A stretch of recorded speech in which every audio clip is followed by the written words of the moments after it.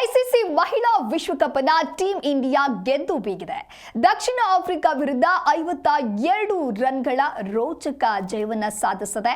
ಇನ್ನು ಭಾರತ 50, ದಕ್ಷಿಣ ಆಫ್ರಿಕಾ 246 ಏಕದಿನ ವಿಶ್ವಕಪ್ಗೆ ಮುತ್ತಿಟ್ಟು ಭಾರತದ ವನಿತೆಯರು ಚೊಚ್ಚಲ ವಿಶ್ವಕಪ್ ಗೆದ್ದ ಭಾರತ ಮಹಿಳಾ ಕ್ರಿಕೆಟ್ ತಂಡ ನವಿ ಮುಂಬೈ ಅಂಗಳದಲ್ಲಿ ಇತಿಹಾಸವನ್ನ ಬರೆದಿದ್ದಾರೆ. ವನಿತೆಯರು 150 ಕೋಟಿ ಭಾರತೀಯರು ಬಹಳ ದಿನಗಳಿಂದ ಕಾಯ್ತಾ ಇದ್ದಂತ ಭಾರತದ ಹೆಣ್ಣು ಮಕ್ಕಳು ಅದನ್ನ ಮಾಡಿ ತೋರಿಸಿದ್ದಾರೆ. 2025ರ ಮಹಿಳಾ ವಿಶ್ವಕಪ್ನ ಫೈನಲ್ ಪಂದ್ಯದಲ್ಲಿ ಆತಿಥೇಯ ಭಾರತ ದಕ್ಷಿಣ ಆಫ್ರಿಕಾ ತಂಡವನ್ನ ಸೋಲಿಸಿ ಚೊಚ್ಚಲ ಬಾರಿಗೆ ಏಕದಿನ ವಿಶ್ವಕಪ್ ಎತ್ತಿ ಹಿಡಿದಿದೆ.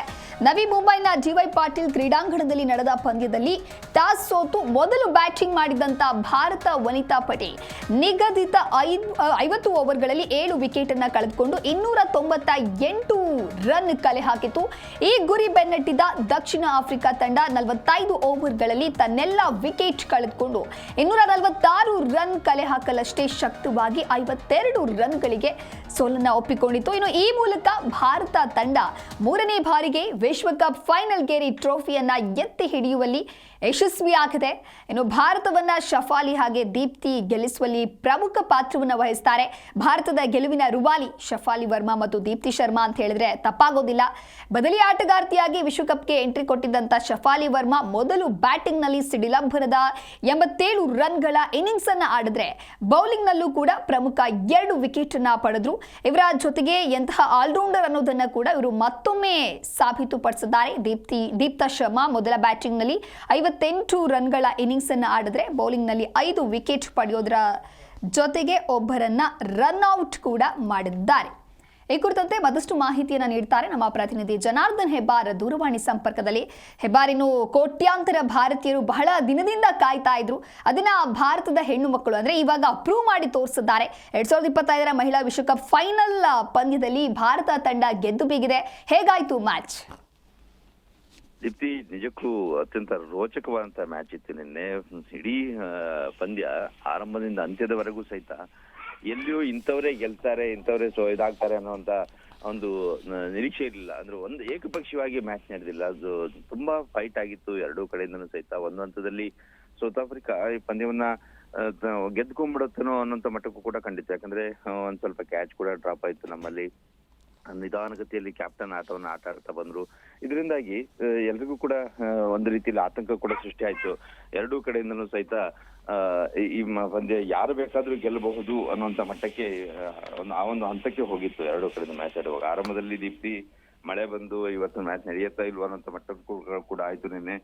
ಆ ನಂತರದಲ್ಲಿ 50 ಓವರ್ಗಳ ಪಂದ್ಯ ಆರಂಭ ನಂತರದಲ್ಲಿ ಭಾರತ ಅತ್ಯಂತ ಬಹಳ ಸುಂದರವಾಗಿ ಆರಂಭಿಕ ಹಂತದಲ್ಲಿ ಬ್ಯಾಟಿಂಗ್ ನ ಬೀಸ್ತಾ ಬಂದು ಸರಾಗವಾಗಿ ಬ್ಯಾಟ್ ಬೀಸ್ತಾ ನಿರೀಕ್ಷೆಗೂ ಮೀರಿ ಆರಂಭಿಕ ಹಂತದಲ್ಲಿ ರನ್ಗಳನ್ನ ಕಲೆ ಹಾಕಿದ್ರು. ಯಾಕಂದ್ರೆ ಸ್ಮೃತಿ ಮಂದಣ್ಣ 45 ರನ್ ಅನ್ನ ಮಾಡಿದ್ರು. ಶಫಾಲಿ ವರ್ಮಾ 87 ರನ್ 78 ಬಾಲಿಗೆ ಅಷ್ಟೇ ಅದ್ಭುತವಾಗಿ ಆಟ ಆಡಿದ್ರು. ಲೇಡೀಸ್ ಸೇವಾಗ್ ಅಂತಾನೆ ಕರ್ಸ್ಕೊಳ್ಳುವಂತ ಶಫಾಲಿ ಅದ್ಭುತವಾಗಿ ಬ್ಯಾಟ್ ಬೀಸಿದ್ರು. ರೊಡ್ರಿಗೀಸ್ ಮೊನ್ನೆ ದಿನ ಪಂದ್ಯದಲ್ಲಿ ಸೆಮಿಫೈನಲ್ ಅಲ್ಲಿ ಶತಕ ಹೊಡೆದವರು ನಿನ್ನೆ 24 ರನ್ನಿಗೆ ಔಟ್ ಆದ್ರು. ಒಂದ್ ಕಡೆ ಸ್ವಲ್ಪ ನಿರಾಸೆ ಅನ್ನುವಂತಾದ್ರೂ ಕೂಡ ಅದನ್ನ ಮತ್ತೆ ಇಡೀ ತಂಡ ಮ್ಯಾನೇಜ್ ಮಾಡೋ ರೀತಿಯಲ್ಲಿ ಕಂಟಿನ್ಯೂ ಮಾಡ್ಕೊಂಡು ಹೋದ್ರು. ಕ್ಯಾಪ್ಟನ್ ಕೌರ್ ಕೂಡ 20ಕ್ಕೆ ಔಟ್ ಆದಾಗ ಸ್ಕೋರ್ ಏನು ನಿರೀಕ್ಷೆಗೂ ಮೀರಿ 300-350 ಮೇಲೆ ಹೋಗುತ್ತೆ ಅನ್ನುವಂತ ನಿರೀಕ್ಷೆ ಅದು ಅಲ್ಲಿಂದ ಕುಸಿತ ಹೋಯ್ತು. ಆದ್ರೆ ದೀಪ್ತಿ ಶರ್ಮಾ ಅನಂತರದಲ್ಲಿ ಬಂದು ಒಂದು 58 ರನ್ನ ಕಲೆ ಹಾಕ್ತಾರೆ. ತಂಡಕ್ಕೆ ಇನ್ನಷ್ಟು ಪುಷ್ಟಿಯನ್ನ ಕೊಡ್ತಾ ಹೋಗ್ತಾರೆ. ಮಂಜುತ್ ಕೌರ್ ಕೂಡ ಚೆನ್ನಾಗಿ ಬೀಟ್ ಮಾಡ್ತಾರೆ. ಅದ್ರ ರಿಚಾ ಘೋಷ್ ವಿಕೆಟ್ ಕೀಪರ್ ಅದ್ಭುತವಾಗಿ ಬ್ಯಾಟಿಂಗ್ ಮಾಡ್ತಾರೆ. 24 ಬಾಲಿಗೆ 34 ರನ್ ಅನ್ನ ಸಿಡಿಸ್ತಾರೆ. ಒಟ್ಟಾರೆಯಾಗಿ 298 ರನ್, 300 ಟಾರ್ಗೆಟ್ ಕೂಡ ಆಗಿಲ್ಲ. ಸೊ ಇದು ಫೈಟಿಂಗ್ ಸ್ಕೋರ್ ಆಗತ್ತೆ ಅಂತ ಎಲ್ಲರೂ ಕೂಡ ನಿರೀಕ್ಷೆ ಮಾಡಿದ್ರು. ಆ ನಂತರದಲ್ಲಿ ಸೌತ್ ಆಫ್ರಿಕಾದವ್ರು ಬ್ಯಾಟಿಂಗ್ ಬರ್ತಾ ಇದ್ದಾಗೇನೆ ಲೌರಾ ಅವ್ರ ಕ್ಯಾಪ್ಟನ್ ಅವ್ರ ಮೇಲೆ ಬಹಳ ನಿರೀಕ್ಷೆ ಇತ್ತು. ಅವರು ಅಂದುಕೊಂಡ ಹಾಗೆ ಬಹಳ ಅದ್ಭುತವಾದಂತ ಇನ್ನಿಂಗ್ಸ್ ಅನ್ನ ಕಟ್ಕೊಟ್ರು. ಶತಕವನ್ನ ಕೂಡ ಸಿಡಿಸಿದ್ರು. ಕ್ಯಾಪ್ಟನ್ ಇನ್ನಿಂಗ್ಸ್ ಅನ್ನ ಆಟಿದ್ರು. 101 ರನ್ ಕಲೆ ಹಾಕಿದ್ರು ಅವರು 98 ಎಸೆತಗಳಲ್ಲಿ. ಇದು ಲೌರಾ ಔಟ್ ಆಗೋ ತನಕನೂ ಸಹಿತ ಮ್ಯಾಚ್ ಅವ್ರ ಕಡೆಯಲ್ಲೇ ಇತ್ತು ಅಂತಾನೆ ಎಲ್ಲರೂ ಕೂಡ ಭಾವಿಸಿದ್ರು. ಯಾವ ಸಂದರ್ಭದಲ್ಲೂ ಕೂಡ ಮ್ಯಾಚ್ ಅನ್ನ ಟರ್ನ್ ಮಾಡಬಹುದು ಅಂತ ಹೇಳಿ. ಆದ್ರೆ ಅವರಿಗೆ ಸಾಥ್ ಕೊಡಂತವ್ರು ಅಷ್ಟಾಗಿ ಯಾರು ಕಾಣಿರಲಿಲ್ಲ. ಸದ್ಮಿನ್ ಬ್ರಿಟ್ಸ್ ಕೂಡ 23 ರನ್ನಿಗೆ ಔಟ್ ಆಗ್ಬಿಟ್ರು. ಆನಂತರದಲ್ಲಿ ಅನೇಕ್ ಬೋಸ್ಟ್ ಕೂಡ 0ಗೆ ಔಟ್ ಆಗ್ತಾರೆ. ಆದ್ರೆ ಆ ನಂತರದಲ್ಲಿ ಬಂದಂತವ್ರು ಮಿಡ್ಲ್ ಆರ್ಡರ್ನಲ್ಲಿ ಬಂದಂತವ್ರು ಸ್ವಲ್ಪ ಸಪೋರ್ಟ್ ಮಾಡ್ತಾ ಹೋಗ್ತಾರೆ. ಸೆನೆಯಲ್ಲಿ 25 ರನ್ ಆಡ್ತಾರೆ, ಕ್ಯಾಪ್ ಅವರು 44 ರನ್ ಮಾಡ್ತಾರೆ.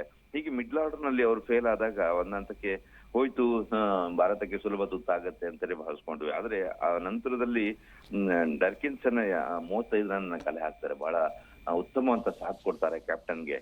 ಕ್ಯಾಪ್ಟನ್ ಔಟ್ ಆಗುವ ತನಕನೂ ಇದೆಲ್ಲವೂ ಕೂಡ ಒಂದ್ ಹಂತದಲ್ಲಿ ಏನಾಗುತ್ತೆ ಏನಾಗುತ್ತೆ ಅನ್ನೋ ಒಂದು ಸಂದರ್ಭ ಕಾಣಿಸ್ತಾ ಇತ್ತು. ಆದ್ರೆ ಭಾರತದಲ್ಲಿ ದೀಪ್ತಿ ಮತ್ತೆ ಶಫಾಲಿ ಇಬ್ರು ಅತ್ಯುತ್ತಮವಂತ ಆಲ್ರೌಂಡ್ ಆಟವನ್ನು ಪ್ರದರ್ಶನ ಮಾಡ್ತಾರೆ.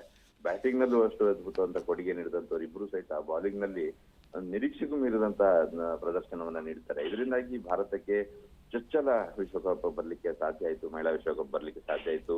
ಆರಂಭದಲ್ಲಿ 2 ಬಾರಿ ಫೈನಲ್ಗೆ ಹೋದಂತವ್ರು ಭಾರತ 2005 ಮತ್ತೆ 2017 ಫೈನಲ್ ಏರಿನೂ ಕೂಡ ಕಪ್ ಗೆಲ್ಲಕ್ಕಾಗಿಲ್ಲ ಅನ್ನೋ ಒಂದು ಬೇಸರ ಇತ್ತು. ಆದ್ರೆ ಆ ನಂತರದಲ್ಲಿ ನಿನ್ನೆ ಫೈನಲ್ ಬಂದಂತ ಸಂದರ್ಭದಲ್ಲಿ ಈ ಬಾರಿ ಖಂಡಿತ ಗೆದ್ದೇ ಗೆಲ್ತೀವಿ. ಇನ್ನೊಂದು ಕಡೆಯಲ್ಲಿ ದಕ್ಷಿಣ ಆಫ್ರಿಕಾಗೆ ಚೋಕರ್ಸ್ ಅನ್ನುವಂತ ಪಟ್ಟ ಇದೆ. ಮಹಿಳೆಯರ ತಂಡ ಇರ್ಬೋದು, ಪುರುಷರ ತಂಡ ಇರ್ಬೋದು, ಇಬ್ರು ಸಹಿತ ಒಂದು ಹಂತದವರೆಗೆ ಫೈನಲ್ ವರೆಗೂ ಸೆಮಿಫೈನಲ್ ವರೆಗೂ ಬರ್ತಾರೆ ಅವರು. ಅದರ ನಂತರದಲ್ಲಿ ಗೆಲ್ಲಿಕ್ಕೆ ಸಾಧ್ಯ ಆಗಲ್ಲ, ಯಾವುದೋ ಒತ್ತಡಕ್ಕೆ ಒಳಗಾಗ್ಬಿಡ್ತಾರೆ ಅನ್ನೋಂತ ಒಂದು ಆರೋಪ ಅವ್ರ ಮೇಲಿದೆ. ಆ ಆರೋಪ ಕಂಟಿನ್ಯೂ ಆಗೋ ರೀತಿಯಲ್ಲಿ ನಿನ್ನೆನೂ ಕೂಡ ಅವರು ನೀಡಿದಂತ ಪ್ರದರ್ಶನ ಕಾಣ್ತು. ಬಹಳ ಸೌತ್ ಆಫ್ರಿಕಾಕ್ಕೆ ಬಹಳ ನಿರಾಸೆ ಕೂಡ ಆಯ್ತು. ಇಲ್ಲಿ ನಿನ್ನೆ ಮತ್ತೆ ಇಂಡಿಯಾ ನಡುವೆ ಭಾರತ ಮತ್ತೆ ಸೌತ್ ಆಫ್ರಿಕಾ ನಡುವೆ ನಡೆದಂತ ಪಂದ್ಯ ಏನಿದೆಯಲ್ಲ, ಆ ಪಂದ್ಯ ಒಂದ್ ರೀತಿಯಲ್ಲಿ ರೈವಲ್ರಿ ಅನ್ನೋ ರೀತಿಯಲ್ಲಿ ಇರಲಿಲ್ಲ, ತುಂಬಾ ಫ್ರೆಂಡ್ಲಿ ಅನ್ನೋ ರೀತಿಯಲ್ಲಿ ಇತ್ತು. ಯಾಕಂದ್ರೆ ಸೌತ್ ಆಫ್ರಿಕಾವನ್ನ ಭಾರತ ತುಂಬಾ ಚೆನ್ನಾಗಿ ಪ್ರೀತಿ ಮಾಡುತ್ತೆ. ಹಾಗಾಗಿ ಆ ಒಂದು ಪ್ರೀತಿ ಫ್ರೆಂಡ್ಶಿಪ್ ನಡುವೆ ನಡೆದಂತ ಮ್ಯಾಚ್ ಅಂತ ಕಂಡು ಬರ್ತಾ ಇತ್ತು. ಅದರಿಂದಾಗಿ ಅಷ್ಟೊಂದು ಇದಂತ ಅನ್ಸಿಲ್ಲ. ಇಬ್ರು ಕೂಡ ಫ್ರೆಂಡ್ಲಿ ಆಗಿ ಆಡ್ತಾ ಒಂದ್ ವೇಳೆ ಸೌತ್ ಆಫ್ರಿಕಾ ಗೆದ್ರೂ ಸಹಿತ ಭಾರತದ ಅಭಿಮಾನಿಗಳಿಗೆ ಒಂದ್ ಕಡೆನೇ ನಿರಾಸೆ ಆಗ್ತಿತ್ತು ನಾವು ಗೆದ್ದಿಲ್ಲ ಅಂತ ಹೇಳಿ. ಆದ್ರೆ ಆ ಒಂದು ಸಿಚುವೇಶನ್ ಅಲ್ಲಿ ಸೌತ್ ಆಫ್ರಿಕಾ ಗೆದ್ರು ಕೂಡ ಖುಷಿ ಪಡುವಂತ ರೀತಿಯಲ್ಲಿ ಕಾಣಿಸ್ತಾ ಇತ್ತು. ಅಷ್ಟರ ಮಟ್ಟಿಗೆ ಆ ಫೈಟ್ ಕೂಡ ಅಷ್ಟೇ ಚೆನ್ನಾಗಿತ್ತು. ಅವರು ಅದ್ಭುತವಾಗಿ ಇನ್ನಿಂಗ್ ಚೆನ್ನಾಗಿ ಕಟ್ಕೊಳ್ತಾ ಬಂದ್ರು. 299 ರನ್ ಅನ್ನ ಚೇಸ್ ಮಾಡ್ಬಿಡ್ತಾರನ್ನೋ ಅನ್ನೋ ಹಂತಕ್ಕೂ ಕೂಡ ಅವ್ರು ಬ್ಯಾಟಿಂಗ್ ಅನ್ನ ಪ್ರದರ್ಶನವನ್ನ ಮಾಡಿದ್ರು. ಇದೆಲ್ಲ ನೋಡಿದಾಗ ಒಂದ್ ಕಡೆಯಲ್ಲಿ ಕೈತಪ್ಪಿ ಹೋಗುತ್ತೆ ಭಾರತದಿಂದ ವಿಶ್ವಕಪ್ ಕೈತಪ್ಪಿ ಹೋಗುತ್ತೆ ಅನ್ನೋಂತ ಸಂದರ್ಭ ಕಾಣಿಸ್ತಾ ಇತ್ತು. ಆದ್ರೆ ಭಾರತ ತಂಡದ ಸಾಂಘಿಕ ಹೋರಾಟ, ಅದ್ಭುತವಾಗಿ ಆಡಿದಂತ ಒಂದು ಆಲ್ರೌಂಡರ್ ಪ್ರದರ್ಶನ, ಇದೆಲ್ಲದರಿಂದ ಸಾಧ್ಯಗೊಂಡು ಚೊಚ್ಚಲ ವಿಶ್ವಕಪ್ ಅನ್ನ ಎತ್ತಲಿಕ್ಕೆ ಸಾಧ್ಯ ಆಗಿದೆ. ಕೌರ್ ಅವರ ತಂಡ ಮೊದಲ ಬಾರಿಗೆ ವಿಶ್ವಕಪ್ ಅನ್ನ ಗೆದ್ದು ಬೀಗಿದೆ. ಈ ಒಂದು ಸನ್ನಿವೇಶದಲ್ಲಿ ನಾವು ನೋಡ್ತಿದ್ವಿ ಮೈದಾನದಲ್ಲಿ, ಟಿವಿಯಲ್ಲಿ ನೋಡುವಾಗ ಸಚಿನ್ ತೆಂಡೂಲ್ಕರ್, ರೋಹಿತ್ ಶರ್ಮಾ ಇವರೆಲ್ಲರೂ ಕೂಡ ಬಂದು ಅಲ್ಲಿ ಆ ಒಂದು ಸಂಭ್ರಮವನ್ನ ಅನುಭವಿಸ್ಲಿಕ್ಕೋಸ್ಕರ ಮೈದಾನಕ್ಕೆ ಬಂದು ಕಾಯ್ತಾ ಇದ್ರು. ಇಡೀ ಭಾರತ ನಿನ್ನೆ ದಿನ ನಡೆದಂತಹ ಒಂದು ವಿಶ್ವಕಪ್ ಸಂದರ್ಭವನ್ನ ಸೌದಿದೆ, ಸಂತಸಪಟ್ಟಿದೆ. ಮೊದಲ ಬಾರಿಗೆ ವಿಶ್ವಕಪ್ ಗೆದ್ದ ತಂಡಕ್ಕೆ ಶುಭಾಶಯಗಳನ್ನು ಕೂಡ ಎಲ್ಲರೂ ಕೂಡ ಕೋರ್ತಾ ಇದ್ರು. Deepti, okay, thank you Hebbar ನಿಮ್ಮೆಲ್ಲ ಮಾಹಿತಿಗಾಗಿ.